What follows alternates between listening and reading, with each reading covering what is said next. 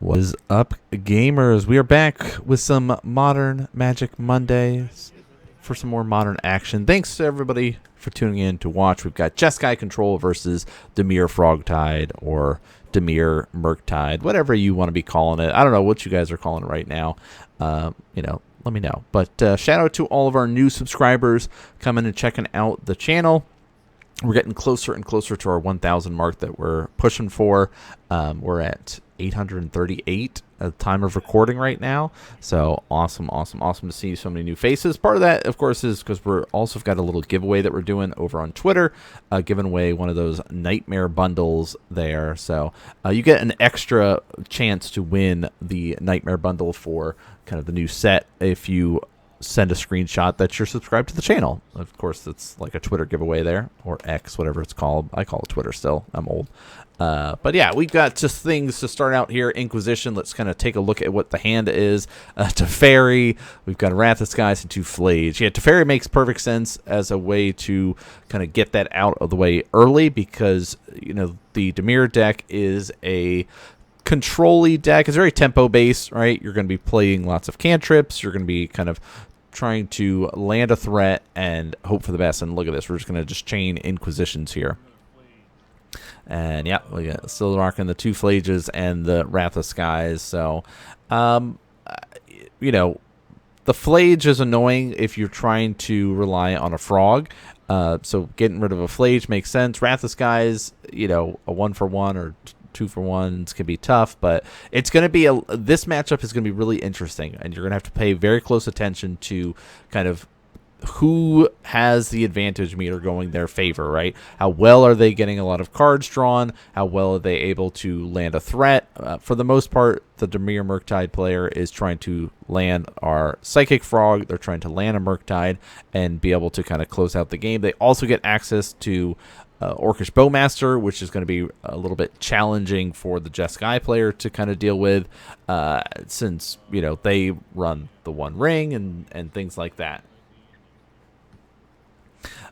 So we do have access to, you know, that sort of battle that is going to be taking place, while the Jeskai Control player is going to be having a lot of removal spells. We see Wrath of Skies, we see Flage, so they're going to be kind of trying to fight over board control and close out the game with things like a Flage, where we see, like, already there's, you know, 4 cards in the graveyard for our Dimir player here. So we've got this kind of nice little, you know, tug of war action taking place between both of these players here, and there might be a little bit more of that kind of land go. Let's see what sort of kind of power we can be able to eventually establish to kind of get an advantage. Like right here's our first frog trying to land. And we are doing the kind of back and forth opposite sides of the screen again of if there's a spell going on, it's going to be on the right-hand side if it's cast by the right player. If it's on the left-hand side, it's cast by the left player. You know, we're trying out this new editing style here, which some people were saying that was pretty helpful to see. All right, so we've got the Galvanic Discharge is the play here. Now, Galvanic Discharge works in a very weird way because it kind of has like 2 checkpoints on it, right? The first one is, hey, does this spell resolve? Right? If it does resolve, you basically have passed priority back and you cannot interact anymore, right?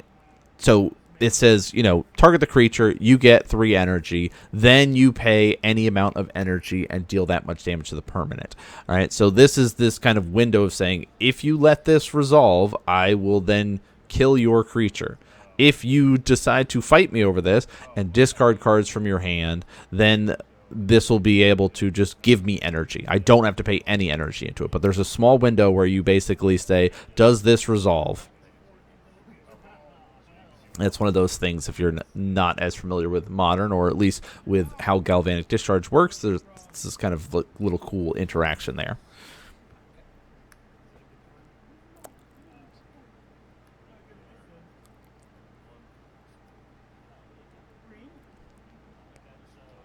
All right, we're still doing more digging. And yeah, so now we'll do the response of, all right, we'll dump 2 extra cards in there to put 2 counters on the frog, giving it 4 toughness and making sure the energy, the Galvanic Discharge, will do nothing in this. But that just says, okay, we'll build up 3 energy here.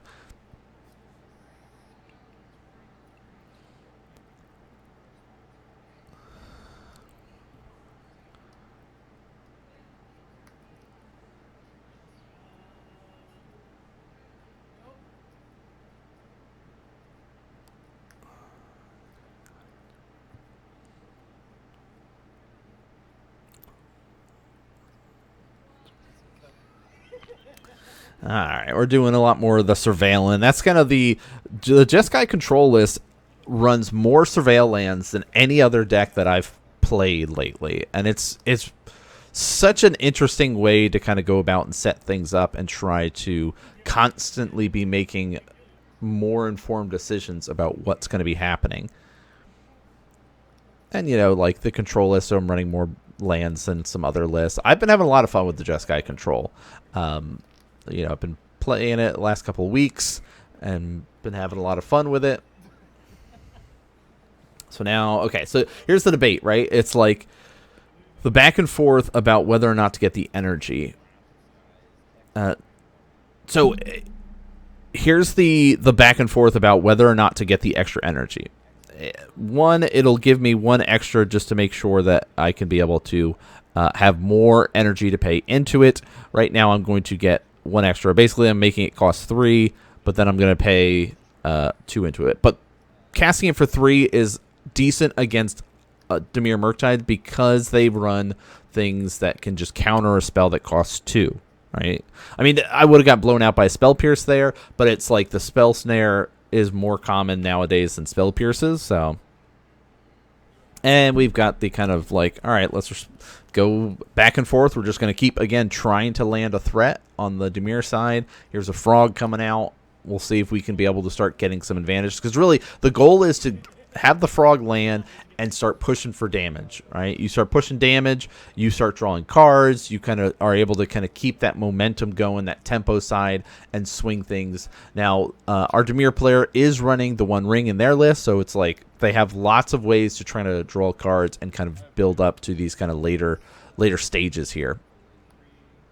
But we're going to be going for the Return of the Flage from the graveyard. We, of course, are escaping 5 cards and all these lands that we've either fetched for or, you know, dumped into our graveyard. We're able to utilize Flage to zap. And we're going to be responding, throwing some more counters on it. And now we at least have a 6/6 body here. Now, of course, the Psychic Frog does get access to flying. You can be able to exile 3 cards from the graveyard.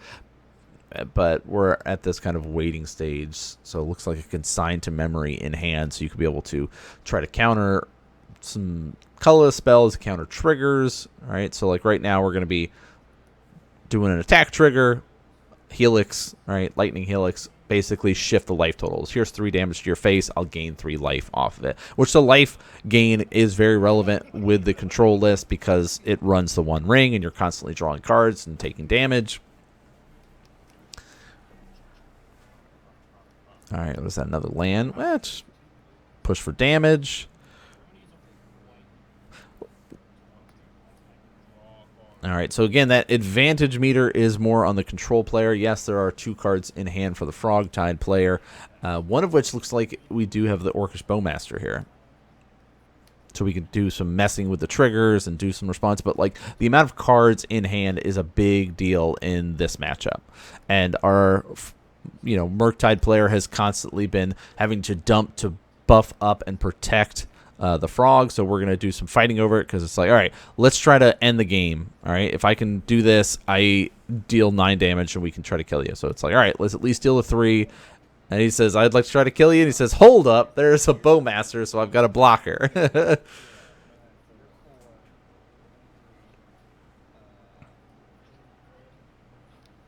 No blue spell to pitch for the subtlety to respond to that. So, main phase 2, we do the Wrath of Skies for 2 to just clear up. Finish out the game that way.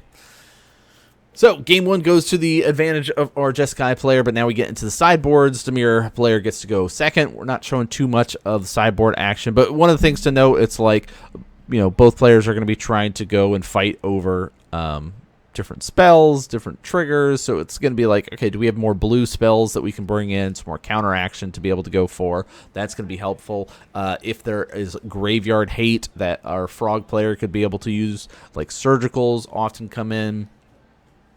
And there's the Inquisition, and we've got 2 lands, 2 Tune the Narratives, which is energy and drawing cards, a Wrath of Skies, Teferi, and the One Ring. So Wrath of Skies did work last game. That's going to be stripped away here. Again, there's the little shaky camera again because we're trying out the double setup here for the recording 2 matches at the same time here. So we're still working on improving the camera quality for everybody. So, you know, more and more time we're seeing progress and improvement. Even people have been talking about salt cams. We'll see. There's less of a priority as we continue to work on improving the video quality right now for what we've got. All right, so more surveil land action here.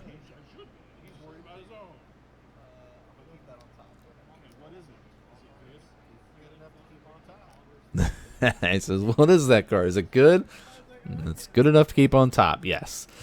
So that's the nice thing about the surveil lands, like I kept saying, is that you get that extra, you know, information here. Try to plan ahead at least a little bit more. The debate about taking some damage. Nope, we're not going to go for that. Now, we are doing our best to keep track of life totals. There might be mistakes, and if they are, let me know. Tell me if we missed something. Did we miss anything? Was there a life total change that we should have got that we didn't? All right, here's the frog pokes. So we go no responses before damage in case you want to start dumping, you know, discarding cards. But no, we're just going to do the little pokesies for 1 here with the frog and just continue to get the increase in cards here. Now, pay close attention to the number of cards in both players' hands, because if we get into the wizard battle that blue tends to have, of like we might get a full stack of like, you know, 3-4 cards on the stack, things can get a little bit crazy. Now, there is 1 card in the Frogtide's player's hand here, the Murktide player's hand, that you might be questioning if you're watching at home, which is the Fatal Push. It is much harder to push things. There's less targets that are available. There are still targets, right? You can still push Flage. You can still be able to push like Subtlety if you have a fetch land, right? The Solitude that exists in some of the Jeskai Control lists makes it a little bit tougher to be able to use. But we'll see if that is something that comes up or relevant or not. All right, so what decks is everybody playing right now? Are you still liking Modern now that it's like a Nadu-free world? It's been a little while. I mean, we know there's a lot of energy running around, especially on Moto and Magic Online. There's a lot of the Boros energy. We've got a couple months before the next ban list kicks in. Been seeing more Amulet players start showing up again at the shop. So we'll have some more Amulet games to be able to show you all soon. And then some other just very cool decks that exist within Modern. Like last week, we saw the Selesnya Life Gain versus Indomitable Creativity. So 2 combo-focused decks. This time we're seeing 2 blue decks battle it out.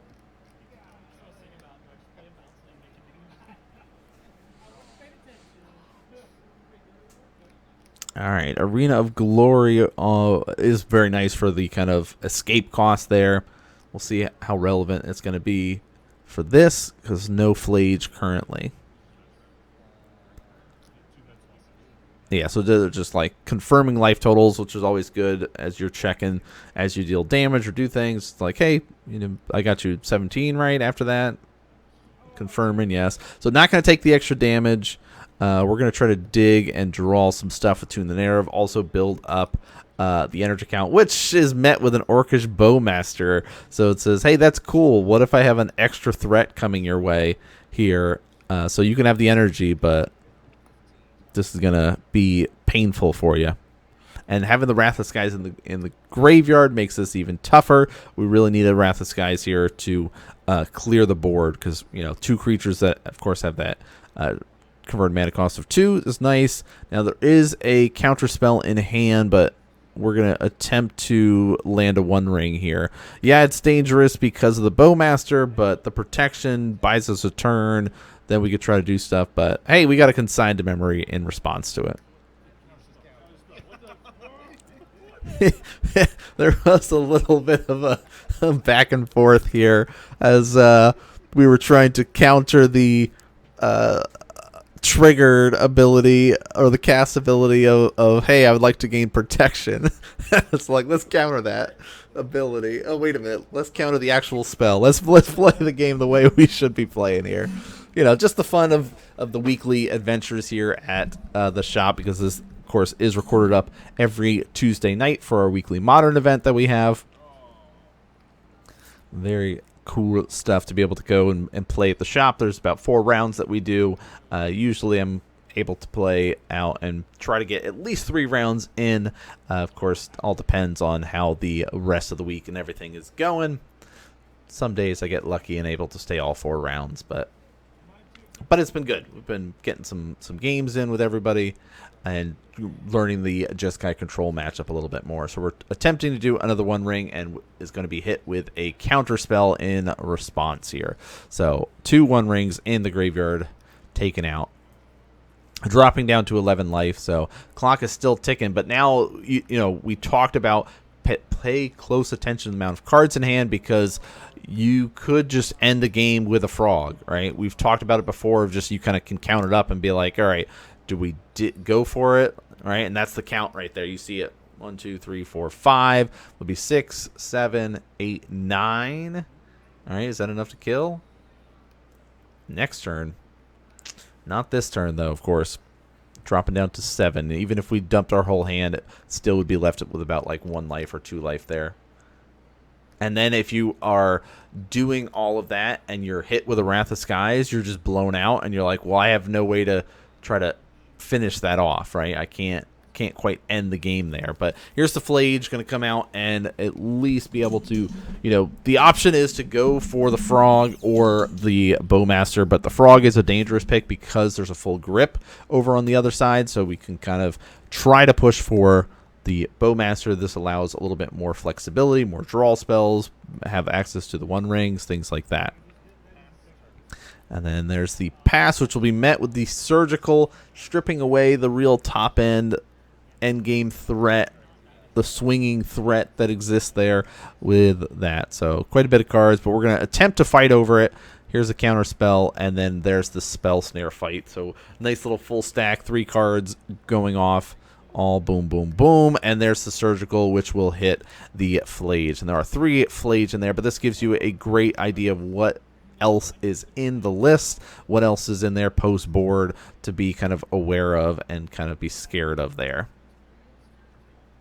Which you got to see, like, okay, there's subtleties, there's solitudes, there's still creatures that exist, even though Flage is the best creature in the control list.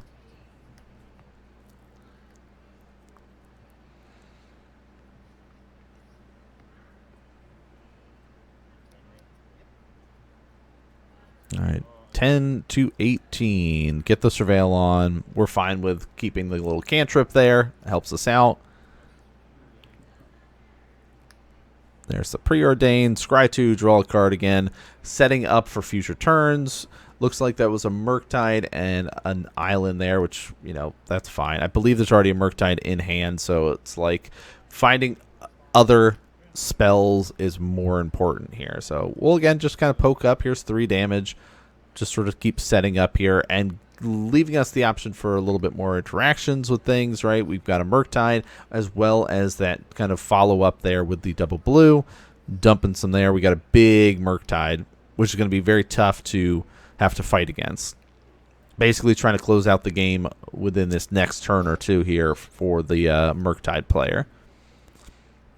Another mountain, not as much blue right here. This is the one thing with like the control list is stuck fighting over. Okay, there's no necessarily blue, but we've got a One Ring attempting to get cast here, giving the protection, which is nice, but really just allowing a little bit more card draw.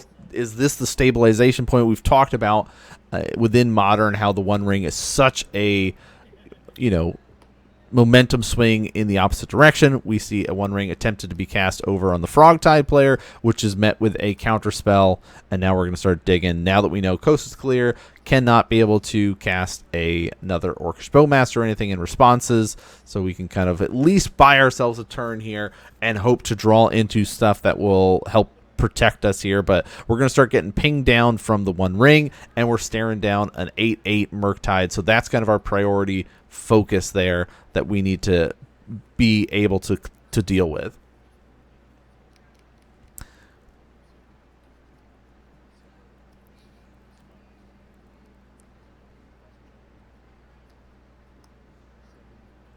All right, another land. Looks like Teferi.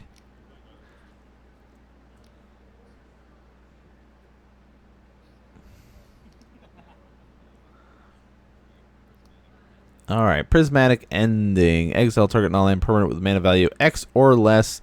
So we'll be able to get rid of the frog here. And there's a Teferi to follow it up.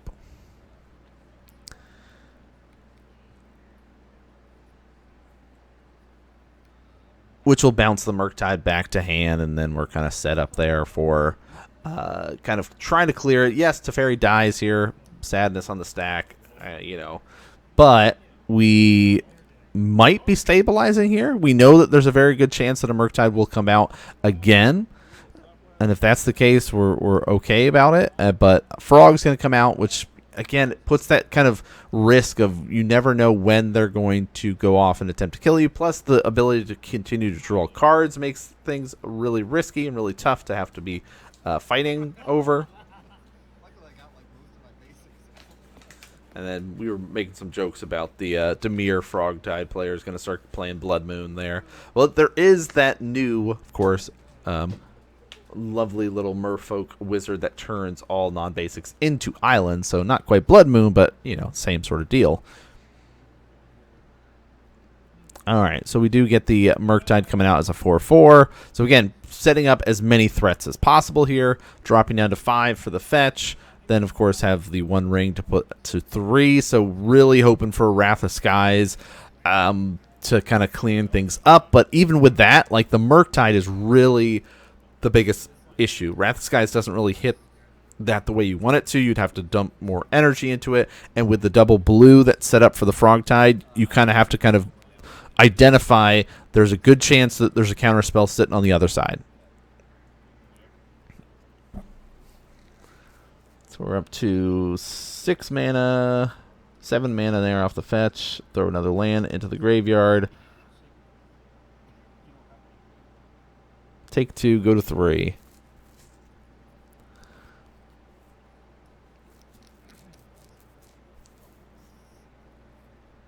Drawing 3. I mean, might as well at this point, right?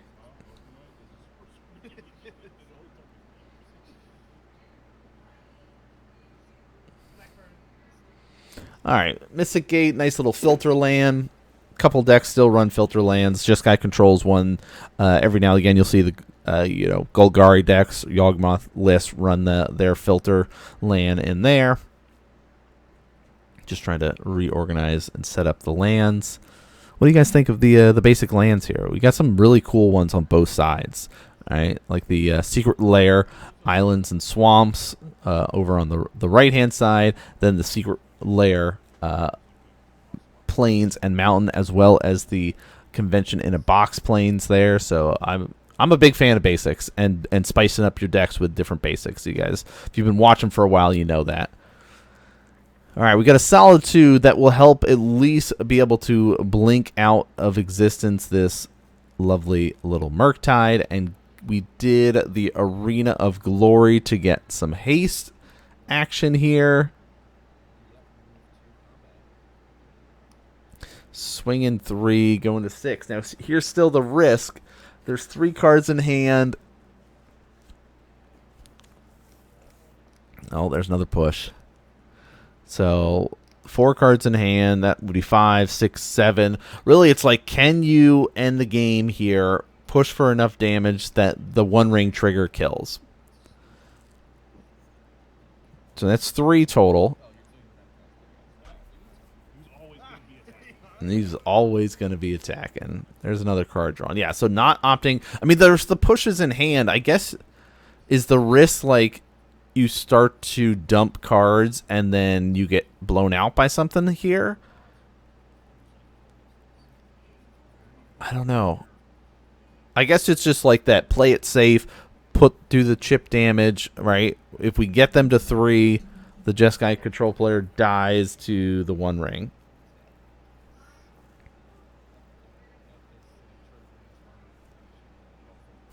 The frog's still moving across.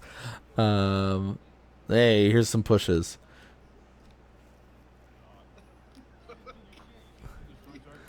It says destroy cards creature with converted mana cost 2. Doesn't destroy this, so we dig for 4 just to see if we draw into anything. And there's another fatal push. So that'll tie things up 1-1 here. So really, that was like the threats were able to stick and land for the Frogtide player, right? They were trying most of that game to be able to get stuff, and they were, and consistently kept them on the battlefield compared to game 1, where we saw a lot more of that. Let's control the battlefield and what threats are there. So we see our Dimir player having to mulligan down to 6 for our 3rd game here. I almost drew a card there. Yeah, we were joking about what game do you think you're playing here? And we lose some life too. All right. Now we get to do some shenanigans. We'll get the Surveil land for our Dimir player. Jeskai player is going to be going for the Tune the Narrative, get some energy, draw a card. Which is perfectly reasonable start. Like, it's not as powerful as like the Preordain in the setup factors, but the energy is actually very relevant with Galvanic Discharge, with Wrath of Skies, things like that. So building up a solid energy bank early is nice. Oh, did everybody see that? All right, Dark Slick Shores coming out here. So both kind of setting up and getting themselves ready for a wizard battle. Only 1 island on the Jeskai Control player, so this is kind of that like window of, all right, is the coast clear? At least there's no counter spell, but there is the spell snare to stop him. Which again, that Orcish Bowmaster is a really scary threat. You want to be able to kind of land that and you know, control the way that your opponent is going to be drawing cards. So let's see, no frog or anything to follow it up at the moment, but we do have lots of spells in hand. Considers, we have a counter spell, so we can kind of go that sort of route. So here's the first Consider. Again, if you're fighting against the Dimir deck, ignore the Considers, right? The cantrips, the Preordains, the Considers, that stuff is irrelevant. We don't care about fighting over those things. We care about the big threats. We care about the Murktides, we care about the Psychic Frogs. Those are the things that we want to spend our time fighting over. There's our first Psychic Frog, which will do a Spell Snare here. Gonna try a Wizard Battle. Doesn't bait out the counter spell. Which again, you know, there is that kind of window of like, all right, my opponent doesn't have a lot of blue. They only have enough for that 1 spell snare. But knowing that you are in the kind of back foot, you're trying to land the threats, you're doing that route. Following turn is the 4 mana turn. Very often we'll see like a 1 ring be laid down. And if your goal is to be able to eventually win this game, a frog sticking is not going to be as impactful as stopping your opponent from casting the 1 ring. There's a lot of red here. Again, not a lot of blue.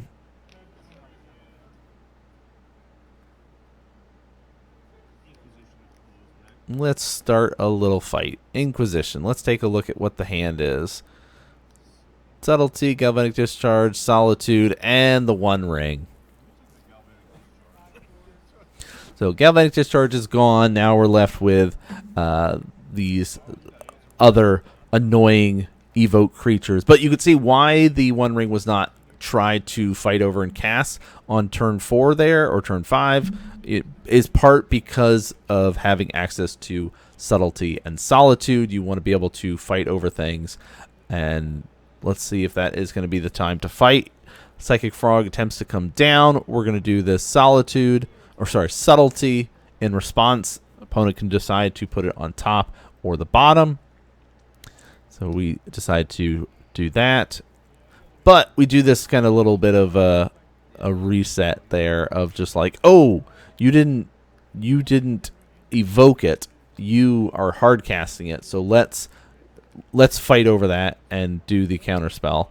And so that way we can try to stick a Psychic Frog. And did you guys notice he accidentally grabbed his lands and put them in the graveyard with his counter spell? He's like, where are my lands? There they are. Then he grabs them and puts them over there. So now we know the coast is clear. So we can be able to get away with the One Ring. All right. Our opponent only has one card as well, so that's that 100% confirmation. Right? There is no force of negation or anything like that they can do in this situation, so we're guaranteed getting the One Ring out. It's like, well, there's no point in me sending a message. I'm not going to draw a card. I'm just going to leave it there. So, and we get to draw. We'll get some fetching. And this is, again, I'm trying really hard to get better about this. And I did not do a very good job in this situation. But that was my goal. And every time that I'm playing this deck, my goal is to get better at doing these lines of specifically fetching up a Surveil land, getting information, and then drawing a card, using Tune the Narrative, using the One Ring to be able to get that, whatever that is. But we do a little quick Surveil fix there. That's the nice thing about playing Modern and playing 60-card formats is you can start to see specific lines that you go, okay, this is an area that I know that I can improve at with the deck. Because I can get into these situations again and again, I can actively see myself improving in those situations. All right, so keep a close eye on both players' hands for this next couple of turns, right? We're getting into these situations where it's like, okay, we have clear information. We know there was a subtlety, there was a solitude, there was a One Ring. We've seen two of those, so we know if we push for the frog, it's probably going to get met with a solitude or ignored, right? There's a One Ring in hand that we want to be able to try to cast, and if we force our opponent to respond or they don't and we draw a card, we're in a better spot, right? So it's, you see this like back and forth debate. And there's the solitude going to come out here and do a little blinksies here. All right, 15 all. Now let's try to get a Murktide here. Big boy coming out here. 5 counters on it. We get a response. One of their 2 cards left for our frog player, and there's a counter spell in response. Again, it's a lot of that waiting. Is this the time to push for it? And if there was one other land for the frog player, they would have been able to have just laid a One Ring there and, you know, gotten that advantage back in their favor of trying to reload their hand. Take 2, go to 10. With the nice thing with the Solitude is it does have lifelink here, which I think I forget this life gain.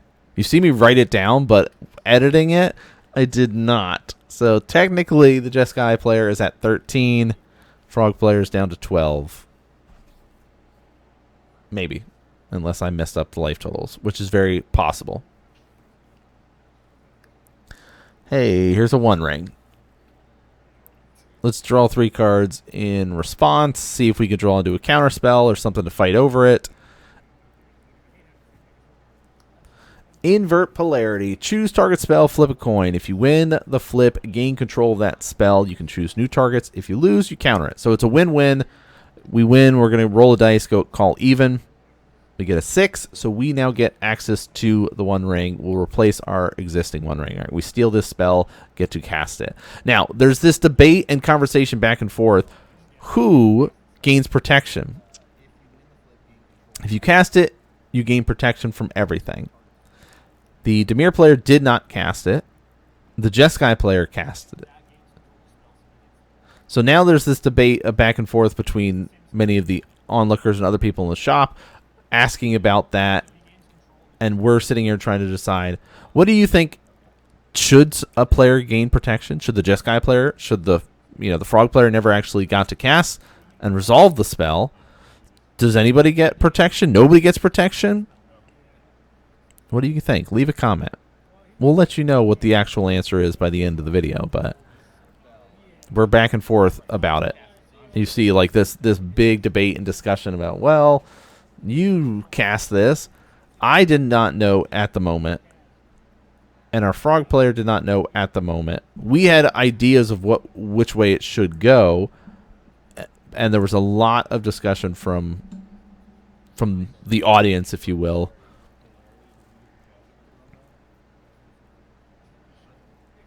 Yeah, look at this. Players are even grabbing it. Eventually, a judge will get asked about the cards and how that works out.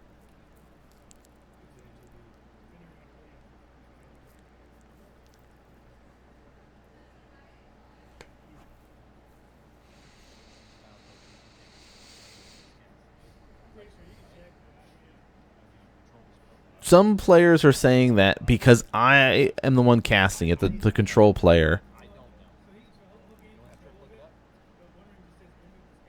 All right, so the One Ring says if it was cast, right? Who knows?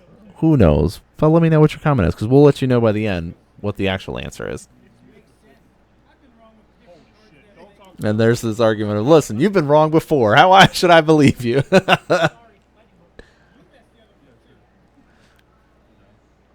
All right, so let's draw some cards.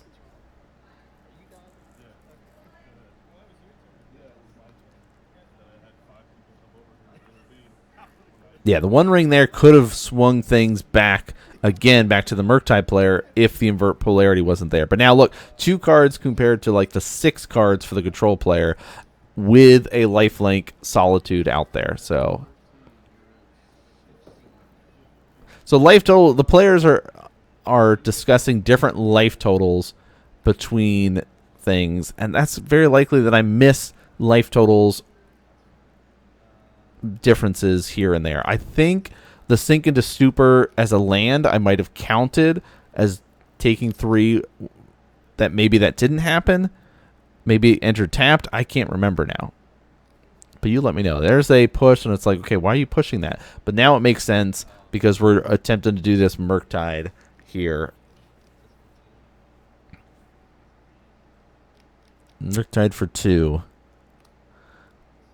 And we'll flash in a Solitude. We'll do a little wizard battle there, counterspell, and hit that with a spell snare. So all's cleared out here. Big life pump there for the frog player, but now there's double Solitudes out. So that's 6 lifelink damage that can swing things against the Dimir player that has no cards left in hand. So we've got that clear advantage meter is like very much on the left-hand side, the Jeskai Control player. There's that Sweet Plains from the convention in a box. 6 damage. Boom, big life total swings. Again, life totals might have been off.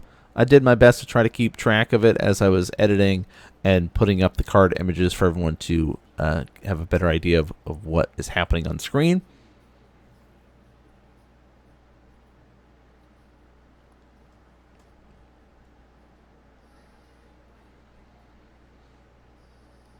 All right, lose some life because the life is irrelevant with the amount of life gain we've got, but we've got the way to close the game out here. Here's a Flage. We get to Helix our opponent there, deal 3, gain 3, and we have access to being able to cast it and escape it from the graveyard here. So there's the escape. There's the extra 3 damage, extra 3 life, as well as the push for damage. So there's an Ottawara in hand. Was hoping to be able to bounce one of the Solitudes or something there, take 1 hit, and still be able to try to survive another turn. Did not end up happening with the Flage coming down there, so that was a tough one. All right, so surgicals are the sideboard stuff. We'll show you a little bit as the players are de-sideboarding here.